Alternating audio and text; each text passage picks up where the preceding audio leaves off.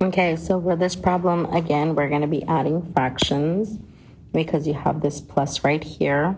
But just as the previous problem, you cannot add fractions unless they have the same denominator. I do want to bring your attention to these denominators because these denominators do have x powers of 2 or exponents to the power of 2. So I would say factor the denominators out so that way your fractions aren't, you're not having like bigger expressions than you need. So for the x squared minus 1, because this is a power of 2, I can go ahead and use the difference of squares where I square root the a and the b. The square root of an x squared is going to be an x. The square root of 1 is just going to be 1, leaving me with an x plus 1 and an x minus 1. I'm going to do the same thing to the x squared plus x, except that I cannot use the difference of squares because this is a an addition, and difference of squares only works for subtraction. So I cannot do that, but I do see that they both have a common factor of x. So I'm going to take away the x. It's going to go outside of the parentheses. X squared divided by x is just going to be x. I'm going to leave the plus, and then x divided by x is just going to be a plus 1. So I'm going to rewrite my fractions with my new denominators in factored form.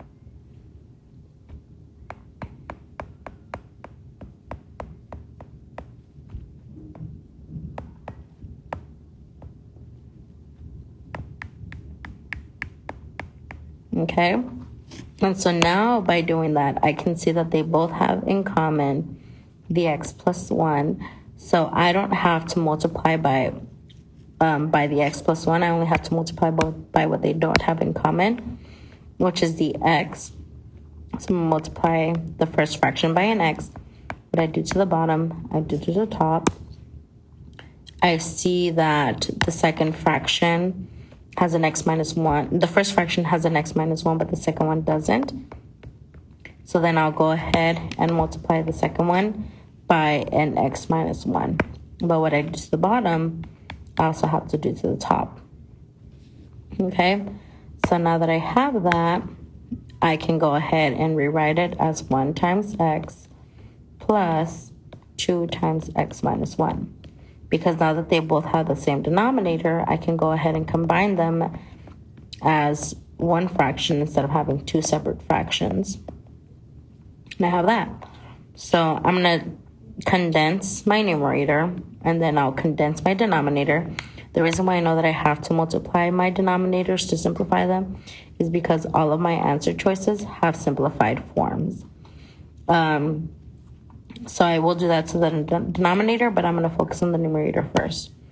So 1 times x is just going to be x. 2 times x is going to be 2x. And then 2 times the negative 1 is going to be minus 2. Okay? Now, if I combine my like terms, which is my x values, x plus 2x is going to give me 3x with a minus 2. So anything that does not have a 3x minus 2, I'm going to cancel out, which means it's going to be b and d. Now, I do see that the only difference between a and c is that one has a plus and one has a minus in my denominator. So I know that x plus 1 and x minus 1 multiplied together is the same thing as x squared minus 1. So I'm going to go ahead and just have x times x squared minus 1, because x plus 1 times x minus 1 is going to be x squared minus 1. So now I'm going to go ahead and multiply times x, which then gives me x cubed.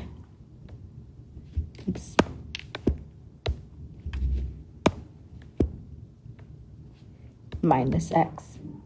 So that's how I know that I'm going to want the one with the subtraction and not the addition. So therefore, my answer for this one is going to be C.